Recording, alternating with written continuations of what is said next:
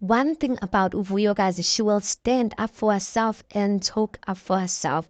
I just don't know if that is something that's truly appreciated in traditional homes that still uphold polygamy. So Vuyokazi puts up this picture of Ikyali. This is a picture worn of a blanket that is worn by a makoti, and it reads, "If you still reason too much and you confrontational, forget about wearing this anytime soon." And as you can see, she just says, Sendi tolile, meaning that I've accepted. So she's saying she's accepted that she will never wear this attire because she reasons too much and she is confrontational. And quite frankly, Uvuyokazi is like, you know what? Like I've settled it in my heart that I am not gonna wear this attire because I am too opinionated, and that is that. But one thing about Uvuyokazi that I mentioned to guys, that the fact that a person is quiet or has like a calm demeanor, it doesn't always mean that they're necessarily humble. And I'm not saying Uvuyokazi is not humble.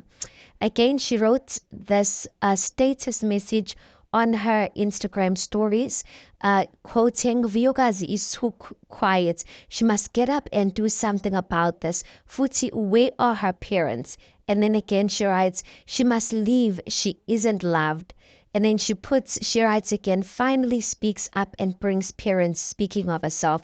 She then writes, "She's too desperate to become a wife. Kandini funani," like to say, like, what do people want? So she's saying that people on first season were basically saying she's too quiet and that she must get up and do something.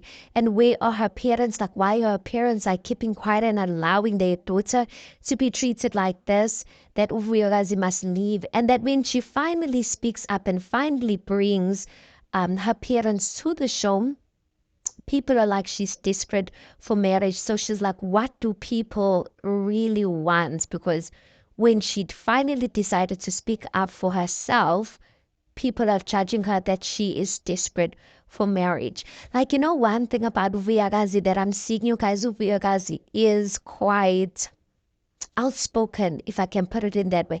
Or maybe it's the situation that's making her outspoken. But I just don't. I think maybe if she was doing all of these things, maybe in a like a modern family, a family that doesn't uphold tradition that much, maybe it wouldn't like be frowned upon.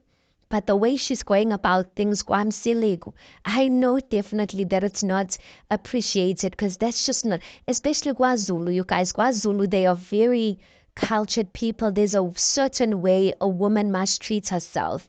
And it's either you comply or you don't. You know, you don't go into someone else's family and want to dictate of how you should carry yourself. You go into someone else's family, you learn the ways of how they do stuff, and you do things in that manner.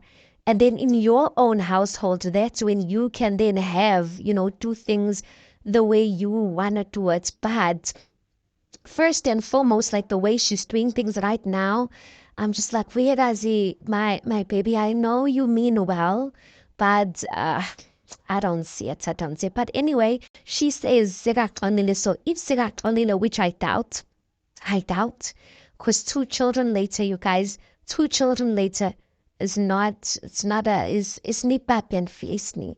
Anyway, guys, please do make sure that you like the video. Please also do subscribe.